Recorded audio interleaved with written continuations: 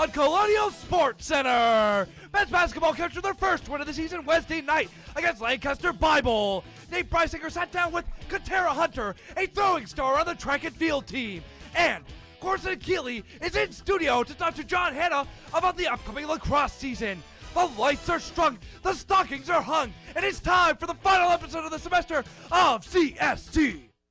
Hello and welcome to Colonial Sports Center. I'm John Hanna, and alongside me is John Blunt. Now, John, I think you wandered into the wrong studio today. I was a little confused. I typically walk into a news studio, John, and I sit down at a desk and, I read about some crazy things. But right now we're going to be reading about some Colonial sports. I decided, hey, why not give John Hanna an early Christmas gift and come hang out with him for a little bit? Well, your presence is all the presents I need. But for you guys, we have some presents as well.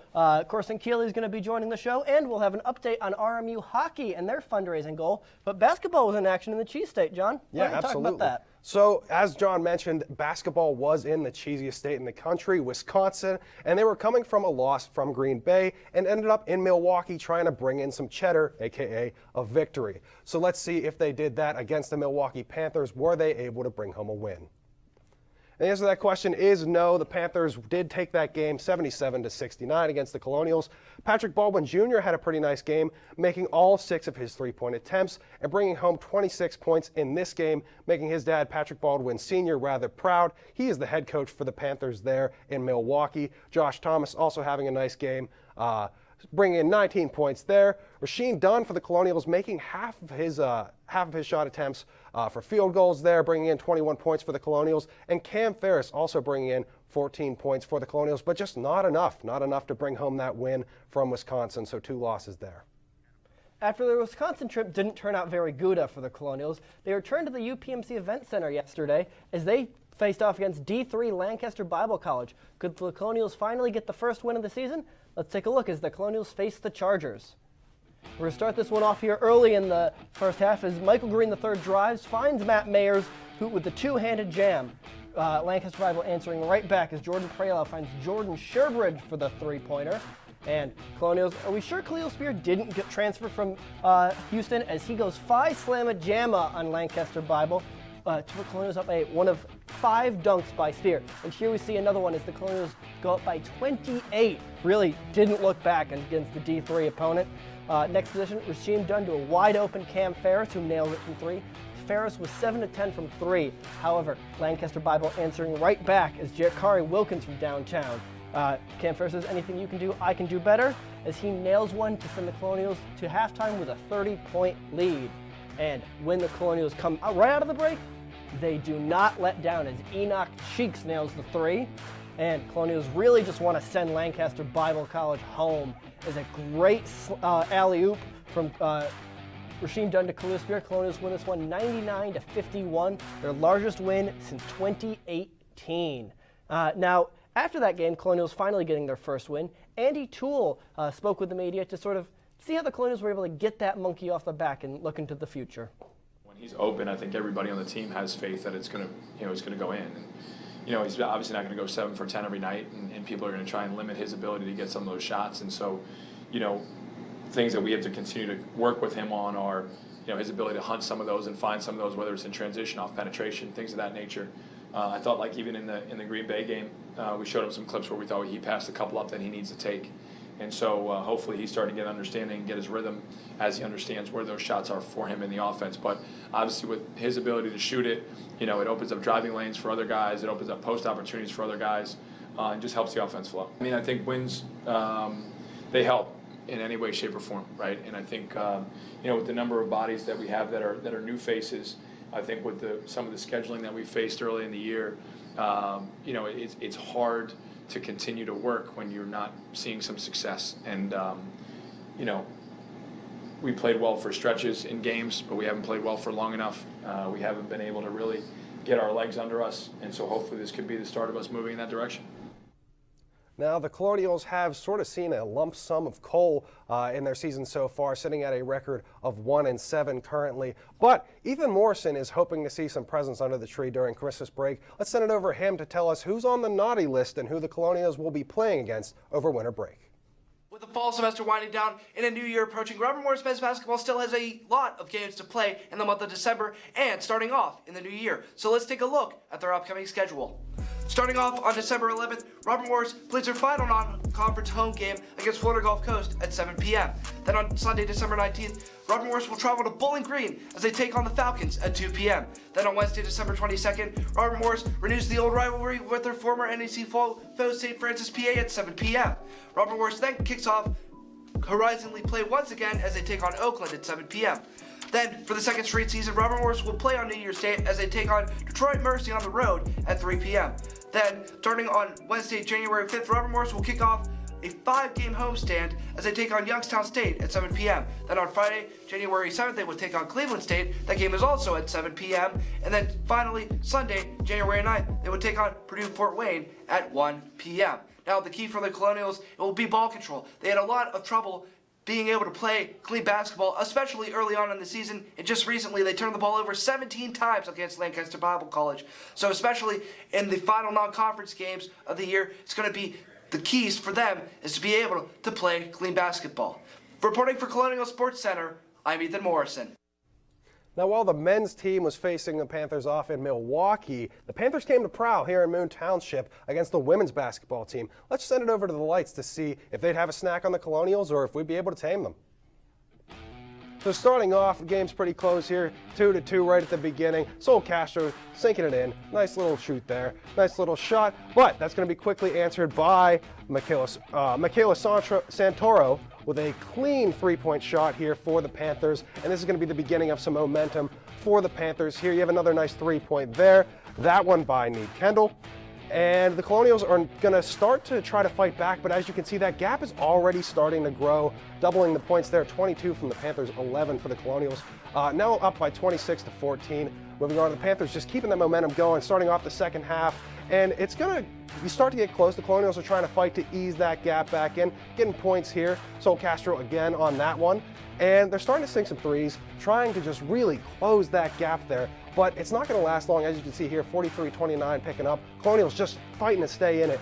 And things start to pick up. You're starting to see some big numbers, 48 for the Panthers on this one. Colonials really hanging this game for a long time. Key theme there is just perseverance in this one. But the Panthers are not letting that perseverance stay, shooting up by over 20 points to win the game, 66-47. The Colonials score 6 more points from the end of that shot there, but it is not enough to bring home the win. And speaking of women's basketball, we're going to send it over to Melanie Hulse, who is sitting down with two women's basketball analysts. Melanie, take it away. Good luck. Thanks, John. I'm with Tyler Gallo and Michael Deemer. Gentlemen, welcome. How are you doing this evening? Doing well. It's wonderful. So let's jump right in. Women's basketball is 3-5 right now and 1-3 in their conference. What do you make of the season so far? Well, to put it a bit lightly, it's been kind of meh for this team. I haven't really seen any standout performances outside of one player I'll get to in a little bit. It's clear this team's inexperienced. They've got a ton of freshmen on the roster. They're rolling through them and trying to figure out what works. But they really have one convincing win, and there's really no inside presence on this team. And that comes with their struggles at the free throw line. They're shooting just 63% from the free throw line, which is just unacceptable at this point in the season. Yeah, I definitely agree. It's definitely a meh.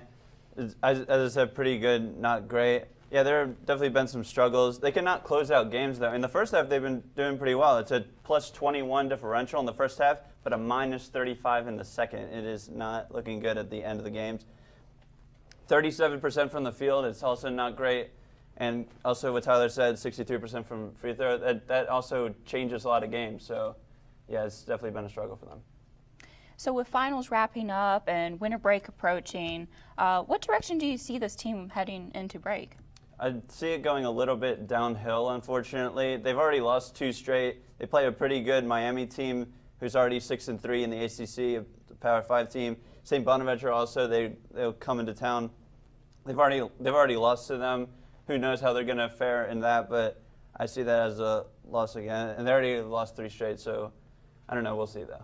Yeah, I think it's going to continue to be mediocre until they get into conference play where they're going to see them slide a little bit. They're going to lose to Miami and St. Bonaventure, like Michael said, and then they'll have to pick up a win against Waynesburg. That's a must-win game. And then they play some tough teams like Wright State moving into conference play, so I just don't see this team really making some noise moving into it. So I know the season's still early, but who do you pick as your MVP? Well, there's really one choice for it right now, and that's Esther Castillo. I mean, the senior from Spain has just been on fire throughout the season. She's been a model of consistency for this team.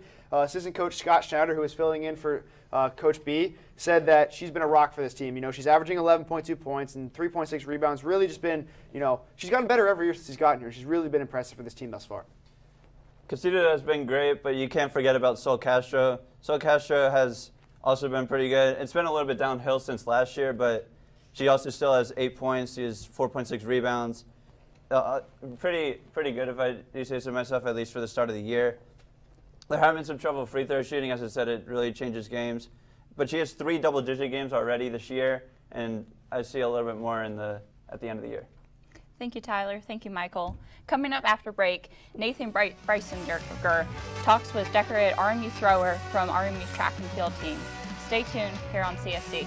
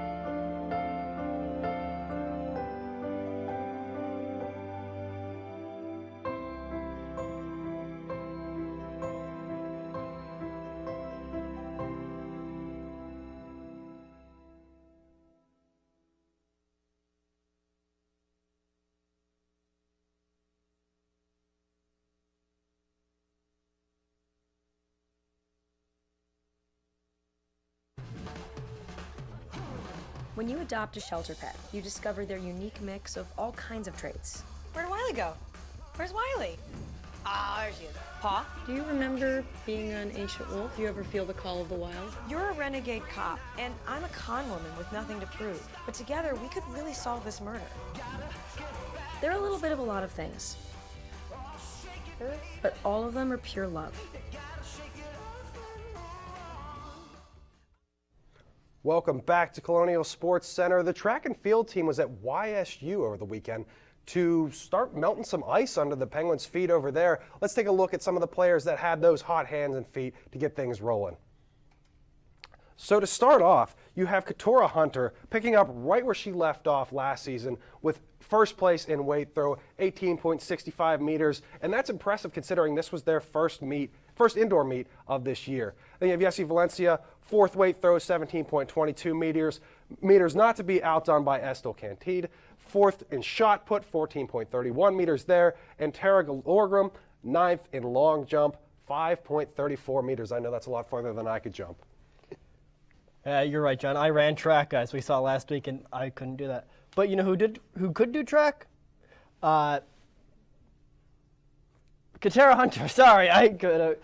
Nate Brysinger sat down with the Chick-fil-A Student Athlete of the Week to talk about her performance at YSU. Let's take a look at Nate. When you went from South Carolina State to here at Robert Morris, what made you decide to make that jump? I wanted a new environment. I wanted to get away from home, and because South Carolina is where I'm from, so I'm always home. So like I wanted to come here, and I love the school here. It's really nice. The people are nice, and it's new for me being here. So it worked out really well. So last year was your first year here. It was also Robert Morris's first year in the Horizon League. And, you know, in the indoor competition, you went into the Horizon League championships and you claimed gold in the weight throw with a toss of 18.77 meters. Not only did you place first, but that was also an RMU record at the time. That stood for 16 years. And it was also a personal record for you. What was that? Take me through that moment and that toss and what it was like winning. At first, I didn't even know I threw it that far until he called out the numbers. And when he said it, I was just like, what? I was proud of myself because I worked really hard to get where I'm at. And it was the excitement. At first, I was like puzzled because I was like, did I do it? And then they was like, you PR, or PR is like your personal record. And they just like, you PR, Shaq. And I just was like, oh, what? And then my coach, he was happy, I was happy. It was exciting. And then last year, going into the outdoor Horizon League championships, you claimed gold in the hammer throw with a toss of 56.38 meters. What was that like for you as well, winning another gold, especially at the championships? It was fun. It was fun. I was happy. I was like, oh, just the end of the season, and I just won first place. I called my mama right away. I let her know what happened. She was proud of me. It was fun. It was another exciting moment for me. And, you mentioned your mom. You were calling your mom. What has been, like, the family support like for you? Oh, family is great. They support me fully. They try to come up here when they can. It's kind of hard because, they're all the way in South Carolina. And my mom, she's a traveling nurse, so it collides with her schedule a lot. My brother's in high school playing football. So I understand them not, like, coming all the way down here. But anytime they can, they watch me live because my coach usually puts it on live on Instagram. And so they watch me from live. And then following up the championship, the Horizon League Outdoor Championships, you guys participated in the Hillsdale Last Chance Classic, and then your throw there of 57.95 meters nearly broke a nearly 16-year-old record held by Nicole Downing for Robert Morris, and it was also another personal record for you. What was it like knowing that you had to place yourself atop of the RMU record books with that throw? It was nice. It was nice. I still felt like I could have did better, but I was still proud of myself because I just coming back fresh. And again, COVID has played a big part of how a lot of things are going now. So it was definitely an eye-opening experience. And then coming into this year, you guys just started your indoor track and field competition. Just going into this season, what has your preparation been like for this year? Work out every day, lifting every day, going to the track, throwing. I usually spend 2 hours at the track throwing every day. And now, you just started this year. Is there anything throughout this season in the indoor competition and outdoor competition that you're looking to accomplish? I really want to go to the NCAA. This is like our state type thing. It's the championships basically. I was close to actually getting into it last semester. I was in it, then I got knocked out. So I'm really hoping to, before I graduate and everything, I really want to make it to the championship. Now, John, well, the Colonials or the track and field team may have been in action at the YSU Icebreaker. You know who's looking to get back on the ice? Hockey. Yeah, they're Save RMU hockey campaign's winding down here. 6 days left, currently at 62% of their $1.4 million goal, John. What does hockey mean to this program or this campus? Hockey means a lot to this campus right now. I mean, if you didn't see the backlash that came out over this summer, I mean, it's impossible to not notice how much it feels like it's missing right now on this campus. But I understand that there's stuff coming out tomorrow that can hopefully inspire some more donations towards RMU hockey. You care to share about that? Yep, if you want to see a little sneak preview, check out Colonial Sports Network's YouTube, as I was down there at the island watching them film it to give you a little sneak preview on that. But give a little sneak peek of what we have coming after the break, John. That's right. So after the break, we have Corson Keeley, one of the lacrosse team leaders, right here in studio. He's going to give us a look at a season filled with changes. So you're not going to want to miss that. Stay tuned with Colonial Sports Center. When I first saw Turtle, my heart was full. Now I'm anything but lonely. We had this deep connection, this heart connection. He just wants to be close to you and part of your life. Every day with Turtle is a perfect day. When I'm holding her, it makes me feel calmer. I think everything he does shows how much he loves us.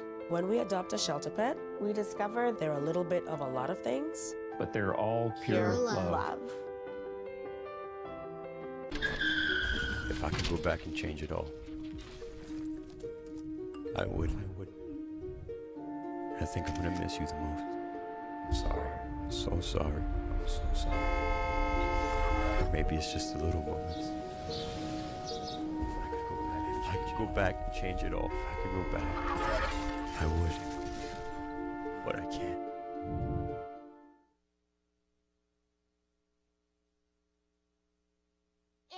There was an old woman who lived in a shoe. She had so many children, she didn't know what to do.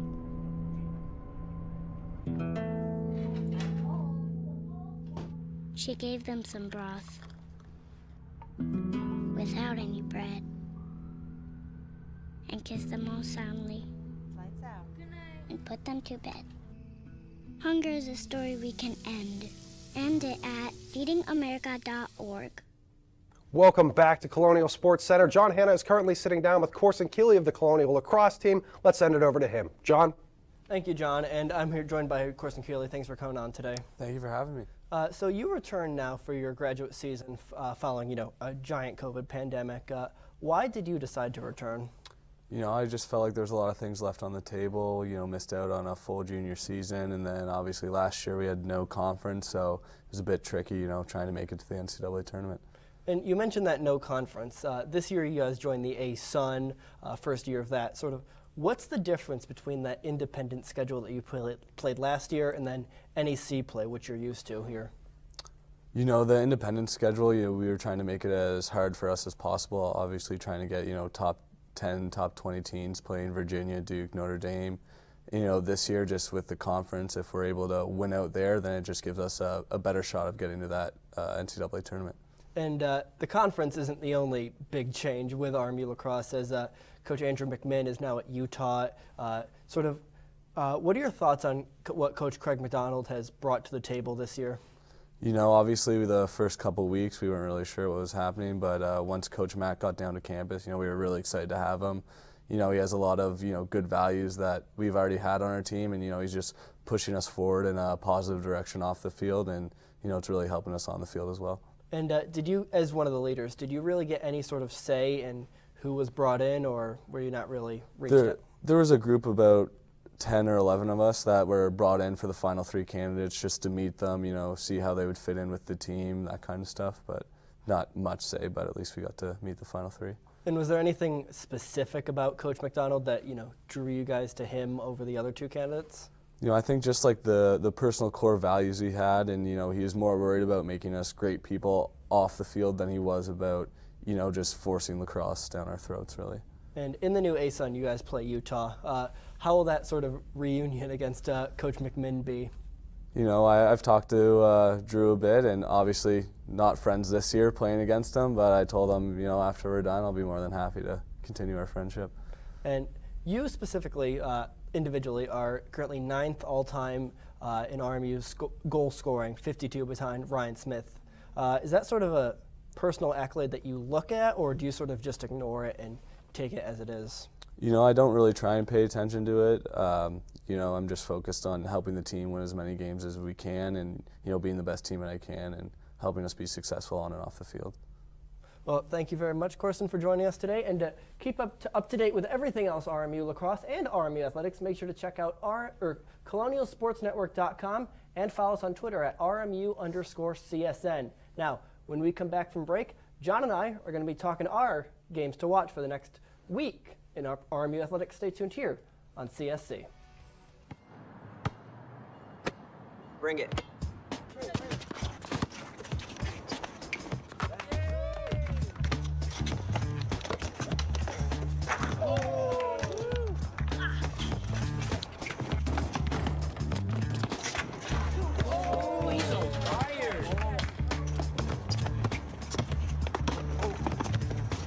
Time out, guys. I'm late to dinner. My mom's gonna kill me. Catch you guys later. Mom wants us home. Okay. Bye, guys. You guys need a ride? Sure. Yeah. All right. How about some one-on-one? I gotta go eat, man. Sorry, I'll see you later.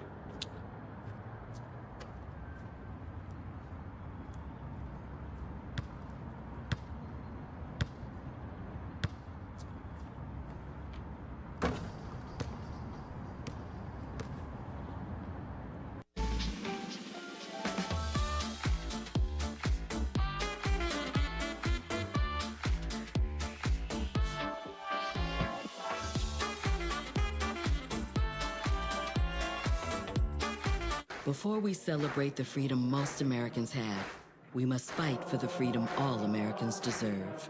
Because all lives can't matter until Black lives matter.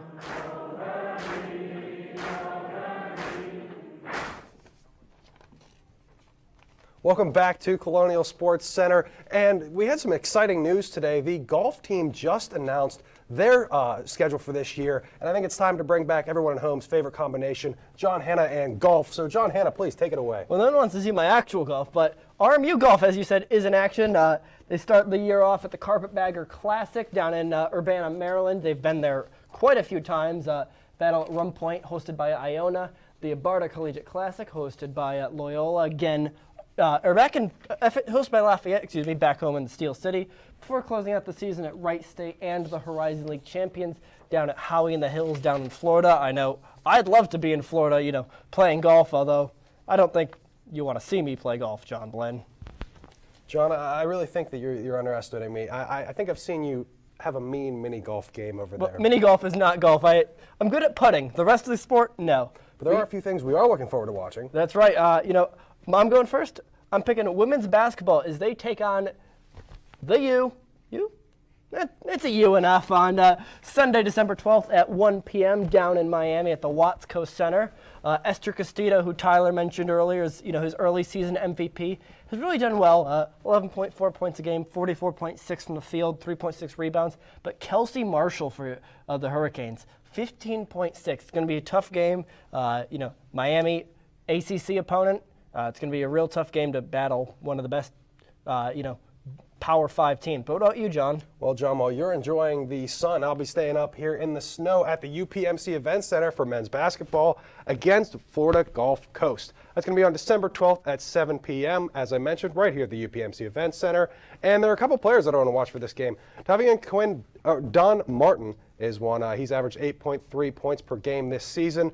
And Cam Ferris, again, we mentioned he was a noteworthy player in that Milwaukee game.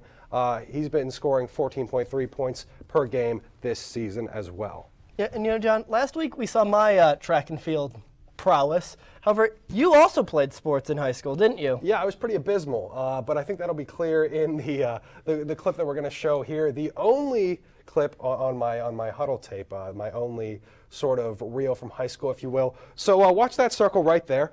Some context here.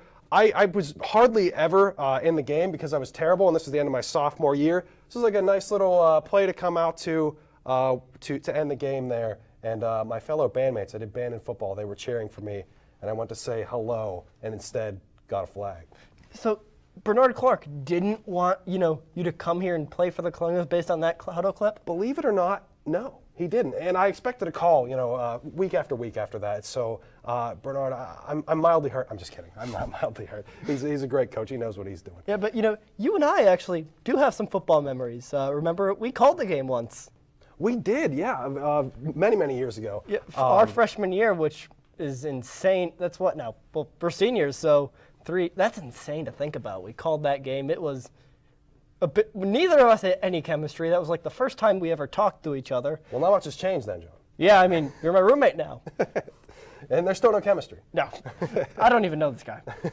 But, what's your favorite RMU sports RMU sports memory from your 3.5 years here?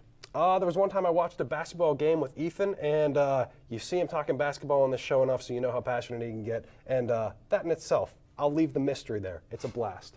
Yeah, if you get the chance, watch a game with Ethan Morrison. Follow him on Twitter at EthanMorrison26 for his game tweets.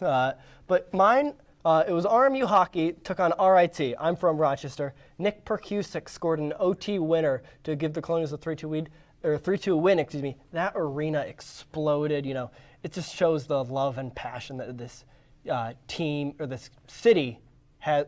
College, I guess, has for RMU hockey. And, even the moments with us, obviously playing some stranded football, maybe not quite false start worthy or highlight worthy, but I know you sometimes partake in that. Yeah, I should have been a wide receiver in high school. I think that's where I went wrong. Maybe being on the line was not the home I should have been. You're certainly tall enough to, do any position. That hardly makes me fast or able to jump, John. You don't need to jump when you're 5 feet taller than 90% of the other people.